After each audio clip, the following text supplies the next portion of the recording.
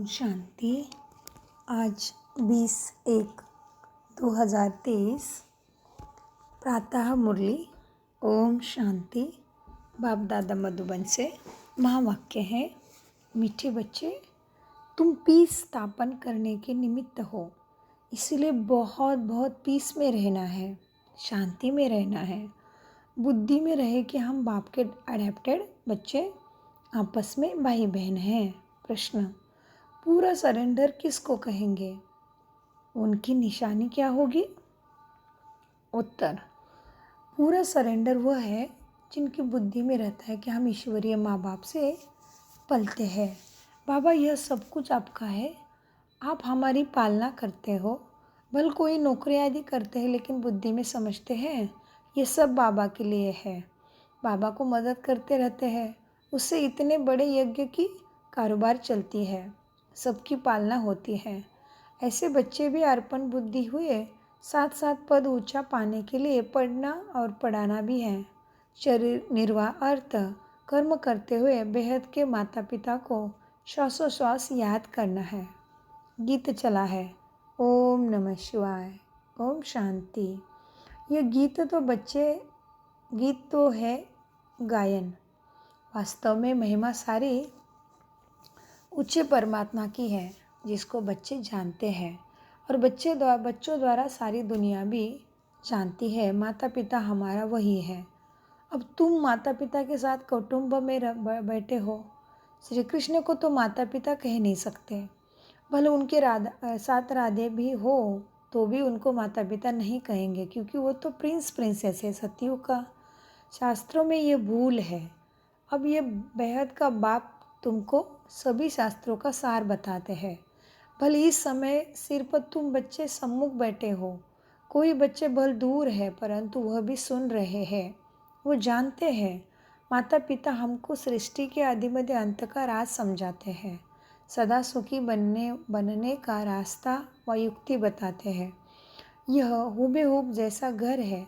थोड़े बच्चे यहाँ है, बहुत तो बाहर है। यहाँ है ब्रह्मा मुख वंशावली, नई रचना है। वह हो गए पुरानी रचना। बच्चे जानते हैं कि बाबा हमको सदा सुखी बनाने आए हैं। लौकिक माँ बाप भी बच्चों को बढ़ाकर स्कूल में ले जाते हैं। यह है बेहद का बाप, वो हमको पढ़ाते हैं, हमारी ज्ञान रत्नों से पालना करते हैं। तुम बच्चों को अब एक के बिगर दूसरा कोई राह ही नहीं है। एक बाबा दूसरा ना कोई। माँ बाप भी समझते हैं ना कि यह हमारे बच्चे हैं, लेकिन कुटुंब होगा तो 10-15 बच्चे होंगे, 2-3 शादी की होगी। यह तो सब बाबा के बच्चे बैठे हैं। जितना भी बच्चे पैदा करने हैं, सो अभी ही ब्रह्मा मुख कमल द्वारा करने हैं। पीछे तो बच्चे पैदा करने ही नहीं हैं, क्योंकि सबको वापस जाना है। यह एक है अडेप्टेड माता निमित्त है।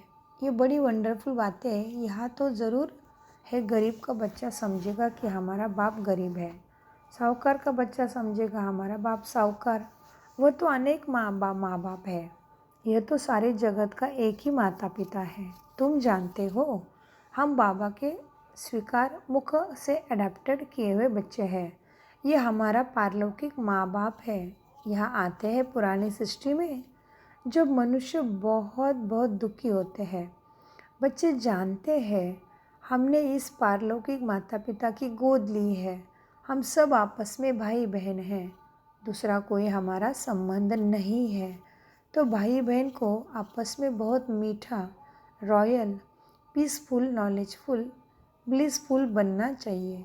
जबकि तुम पीस स्थापन कर रहे हो तो तुमको भी बहुत पीस में रहना चाहिए। बच्चों को यह तो बुद्धि में होना चाहिए कि हम पारलौकिक बाप के अडेप्टर बच्चे हैं। परमधाम से बाप आए हैं, वह है ग्रैंडफादर। यह है बड़ा भाई दादा ब्रह्मा, जो पूरा सरेंडर है। वो समझेंगे हम ईश्वरीय माँ बाप से पलते हैं। बाबा, ये सब कुछ आपका है, आप हमारी पालना करते हो। तो बच्चे अर्पण होते हैं, उनसे भी सभी की पालना हो जाती है। भले कोई नौकरी करते हैं तो भी समझते हैं सब कुछ बाबा के लिए। तो बाप भी मदद करते रहते हैं, नहीं तो यज्ञ के कारोबार कैसे चले। राजा रानी को भी माता पिता कहते हैं, परंतु वह भी जिस्मानी माता पिता हुए। राजा माता राजमाता भी कहते हैं तो राजपिता भी कहते हैं। वैसे राजमाता कहते थे शिवाजी महाराज की माता जी जीजा माता, महाराष्ट्र से। तो बाबा कहते वैसे राजमाता भी कहते हैं, राजपिता भी कहते हैं। ये फिर है बच्चे बेहद के।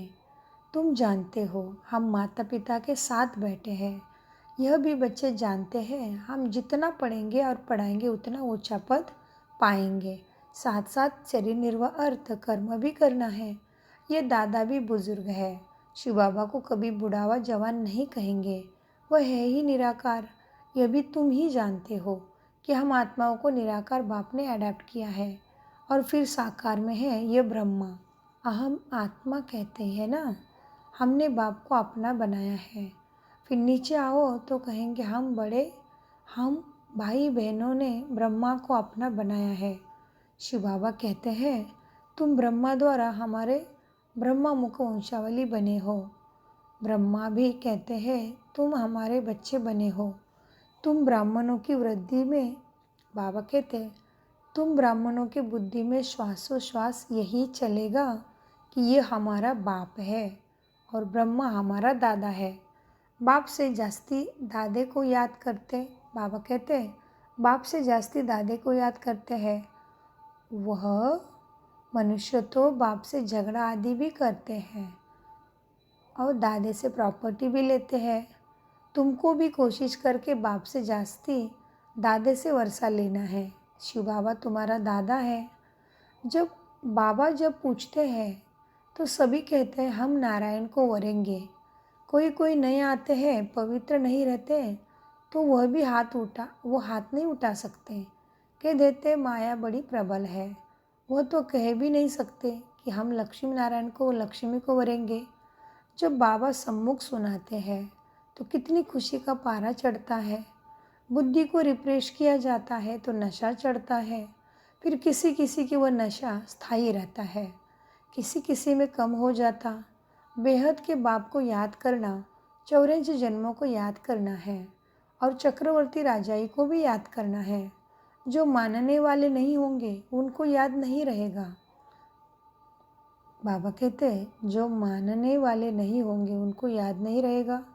बाप दादा समझ जाते हैं कि बाबा कहते हैं तो ये सच सच याद करते नहीं हैं। बाप दादा समझ जाते हैं कि बाबा कहते हैं परंतु सच सच याद करते नहीं हैं और न लक्ष्मी नारायण को वरने लायक है। चलन ही ऐसी है। अंतर्यामी बाप हर एक की बुद्धि को समझते हैं। यह शास्त्रों की बात नहीं है। बाप ने आकर राजयोग सिखाया जिसको नाम गीता रखा। बाकी तो छोटे मोटे धर्म वाले अपना अपना शास्त्र भी बनाते हैं, वो पढ़ाते रहते हैं। बाबा शास्त्र नहीं पढ़ते हैं। कहते हैं बच्चे मैं तुमको स्वर्ग का राह बताने आया हूँ। मैं तुम्हें स्वर्ग का रास्ता बताता हूँ। तुम जैसे अशरीरी आए थे वैसे ही तुमको वापस जाना है। देह सहित इन सब कर्म बंधनों को छोड़ना है, क्योंकि देह भी दुख देता है। बीमार होगा तो क्लास में आ नहीं सकेंगे, तो यह भी देह का बंधन हो गया। इसमें बड़ी बुद्धि सालिम चाहिए। पहले तो निश्चय चाहिए कि बरोबर बाबा स्वर्ग रचता है। अभी तो है नर्क। जब कोई मरता है तो कहते हैं स्वर्ग गया, तो ज़रूर नर्क में था ना। परंतु यह तुम अभी समझते हो क्योंकि तुम्हारी बुद्धि में स्वर्ग है। बाबा रोज़ नए नए तरीके से समझाते हैं, तो तुम्हारी बुद्धि में बैठा है ना कि हम ही स्वर्ग के मालिक बनेंगे। तो हमारा माता पिता बेहद का है, तो पहले बुद्धि एकदम ऊपर चली जाएगी। फिर कहेंगे इस समय बाबा आबू में हैं। जैसे यात्रा पर जाते हैं तो बद्रीनाथ का मंदिर ऊपर रहता है। पंडे ले जाते हैं ना बद्रीनाथ, तो खुद तो बद्रीनाथ तो चलने नहीं आता है। मनुष्य पंडा बनते हैं। यह शिव बाबा खुद आते हैं परम धाम से, कहते हैं आत्माएं, हे आत्माएं, तुमको ये शरीर छोड़ शिवपुरी परम धाम चलना है। जहाँ जाना है वो निशाना ज़रूर याद रहेगा। निशाना वही, बाबा कहते वही बद्रीनाथ चैतन्य में आकर बच्चों को साथ ले जाएंगे। ऐसे तो नहीं हो सकता, वह तो यहाँ का रहवासी है। यह परमपिता परमात्मा कहते हैं मैं परम धाम का रहवासी हूँ, तुमको लेने आया हूँ। श्री कृष्ण तो ऐसे नहीं कह सके। रुद्र शिव बाबा कहते हैं यह रुद्र यज्ञ रचा हुआ है। गीता में रुद्र की बात लिखी हुई है। वो रूहानी बाप कहते हैं मुझे याद करो। बाप ऐसे युक्ति से यात्रा सिखाते हैं जो सब विनाश हो तो तुम आत्मा शरीर छोड़ सीधा बाप के पास चले जाएंगे। फिर तो शुद्ध आत्मा को शुद्ध शरीर चाहिए, सो तब होगा नई सृष्टि। अभी तो सभी आत्माएं मच्छर सदृश वापस जाएंगे बाबा के साथ, इसलिए उनको खिवैया भी कहते हैं। विषय सागर से पार ले जाते। श्री कृष्ण को खिवैया नहीं कह सकते। बाप ही इस दुखों के सागर से सुख के सागर में ले जाते हैं। यही भारत विष्णुपुरी लक्ष्मी नारायण का राज्य था। अब रावणपुरी है। रावण का चित्र भी दिखना चाहिए न, दिखाना चाहिए। चित्र से बहुत काम लेना है। जैसे हमारी आत्मा है वैसे बाबा की भी आत्मा है। सिर्फ हम पहले अज्ञानी थे और वह ज्ञान का सागर है। अज्ञानी उसको कहा जाता है जो रचना और रचता को नहीं जानते। रचना द्वारा जो रचा है उसको बाबा कहते हैं रचता द्वारा जो रचता है और रचना को जानते हैं उसको ज्ञानी कहा जाता है। यह ज्ञान तुमको यहाँ मिलता है, सतयुग में नहीं।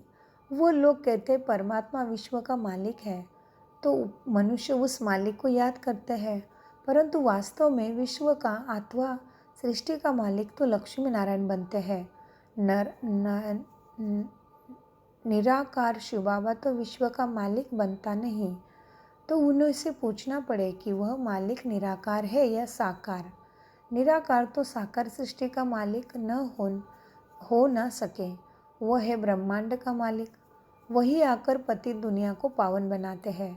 खुद पावन दुनिया का मालिक नहीं बनते।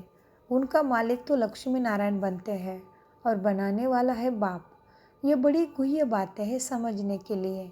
हम आत्मा भी जब ब्रह्म तत्व में रहती है तो ब्रह्मांड के मालिक है। जैसे राजा रानी कहेंगे हम भारत के मालिक हैं, तो प्रजा भी कहेगी हम मालिक हैं। वहाँ रहते हैं ना, तो मालिक हो गए। बाप ब्रह्मांड का मालिक है, हम भी मालिक ठहरे ना। फिर बाबा आया है, नई मनुष्य सृष्टि रचते हैं। कहते बच्चे मुझे इस पर राज्य नहीं करना है, मैं मनुष्य नहीं बनता हूँ, मैं तो ये शरीर भी लोन लेता हूँ। तुमको सृष्टि का मालिक बनाने राजयोग सिखाता हूँ। तुम जितना पुरुषार्थ करेंगे उतना उच्च पद पाएंगे। इसमें कभी कमी मत करो। टीचर तो सभी को पढ़ाते हैं। अगर इम्तिहान में बहुत पास हो तो टीचर का भी शो होता है, फिर उनको गवर्नमेंट से लिफ्ट मिलती है। ऐसे यहाँ भी ऐसे है, जितना अच्छा पढ़ेंगे उतना अच्छा पद मिलेगा। माँ बाप भी खुश होंगे। इम्तिहान में बाप पास होते हैं तो मिठाई बांटते हैं। यहाँ तो तुम रोज़ मिठाई बांटते हो। फिर जब इम्तिहान में पास हो जाते हो तो सोने की फूलों की वर्षा होती है। तुम्हारे ऊपर कोई आकाश से फूल नहीं गिरेंगे, परंतु एकदम सोने के महलों के मालिक बन जाते हो। यह तो कोई की महिमा करने के लिए सोने के फूल बनाकर उन पर डालते हैं। जैसे दरभंगा का राजा बहुत साहूकार था। उनका बच्चा विलायत गया तो पार्टी दी, बहुत खर्चा किया। उसने सोने के फूल बनाकर वर्षा की थी। उस पर बहुत खर्चा हो गया, बहुत नाम हुआ था। कहते थे देखो भारत कैसे पैसे उड़ाता है। तुम तो खुद ही सोने के महलों में जाकर बैठेंगे तो तुमको कितना नशा चाहिए। बाप कहते हैं सिर्फ मेरे को और चक्रों को याद करो तो तुम्हारा ये दुख का दुनिया से बेड़ा पार हो जाएगा। कितना सहज है। तुम बच्चे चैतन्य परवाने, बाबा है चैतन्य क्षमा। तुम कहते हो अभी हमारा राज्य स्थापन है, अब सच्चा बाबा आया हुआ है भक्ति का फल देने। बाबा ने खुद बताया है, मैं कैसे आकर नए ब्राह्मणों की सृष्टि रचता हूँ। मुझे ज़रूर आना पड़े। तुम बच्चे जानते हो, हम ब्रह्मा कुमार कुमारियाँ हैं, शिव बाबा के पोत्रे हैं। ये फैमिली है वंडरफुल। कैसे देवी देवता धर्म का कलम लग रहा है। झाड़ में क्लियर है, नीचे तुम बैठे हो। तुम बच्चे कितने सौभाग्यशाली हो। मोस्ट बिलीवर्ड बाप बैठ समझाते हैं, मैं आया हूँ तुम बच्चों को रावण की जंजीर से छुड़ाने। रावण ने तुमको रोगी बना दिया है। अब बाप कहते हैं मुझे याद करो, अर्थात शिव बाबा को याद करो। इससे तुम्हारी ज्योति जगेगी, फिर तुम उड़ने लायक बन जाएंगे। माया ने सबके पंख तोड़ डाले। अच्छा, मीठे मीठे सिकिलदे बच्चों प्रति माता पिता बाप दादा का याद प्यार और गुड मॉर्निंग। रूहानी बाप की रूहानी बच्चों को नमस्ते। हम रूहानी बच्चों की रूहानी बाप दादा को याद प्यार और गुड मॉर्निंग। धारणा के लिए मुख्य सार है, बुद्धि को सालिम बनाने के लिए देह में रहते देह के बंधन से न्यारा रहना है। अशरीरी बनने का अभ्यास करना है। बीमारी आदि के समय बाप की याद में रहना है। नंबर 2, पारलौकिक माता पिता के बच्चे बने हैं, इसलिए बहुत बहुत मीठा, रॉयल, पीसफुल, नॉलेजफुल और ब्लिसफुल रहना है। पीस में रह पीस स्थापन करनी है। वरदान, देखिए बाप दादा ने मेरे सिर पे हाथ रख दिया और वरदानी दृष्टि से मुझे आप समान बनाने के लिए भरपूर कर दिया। वरदान है, रूहानियत के साथ रमणीकता में आने वाले मर्यादा पुरुषोत्तम भव। वरदान का विश्लेषण है, कई बच्चे हंसी मजाक बहुत करते हैं और उससे ही रमणीकता समझते हैं। वैसे रमणीकता का गुण अच्छा माना जाता है, लेकिन व्यक्ति, समय, संगठन, स्थान, वायुमंडल के प्रमाण रमणीकता अच्छी लगती है। यदि इन सब बातों में से एक बात भी ठीक नहीं तो रमणीकता भी व्यर्थ की लाइन में गिनी जाएगी और सर्टिफिकेट मिलेगा कि यह तो हंसते बहुत अच्छा है, लेकिन बोलते बहुत है, इसलिए हंसी मजाक अच्छा है। वह है जिस्मानी रूहानियत। जिस बाबा कहते हैं, इसलिए हंसी मजाक अच्छा वह है जिसमें रूहानियत हो और उस आत्मा का फायदा हो, सीमा के अंदर बोल हो, तब कहेंगे मर्यादा पुरुषोत्तम। स्लोगन, सदा स्वस्थ रहना है तो आत्मिक शक्ति को बढ़ाओ। सदा स्वस्थ रहना है तो आत्मिक शक्ति को बढ़ाओ। ओम शांति। मीठे प्यारे बाप दादा का अनगिनत पदम गुना शुक्रिया। धन्यवाद। नमस्ते।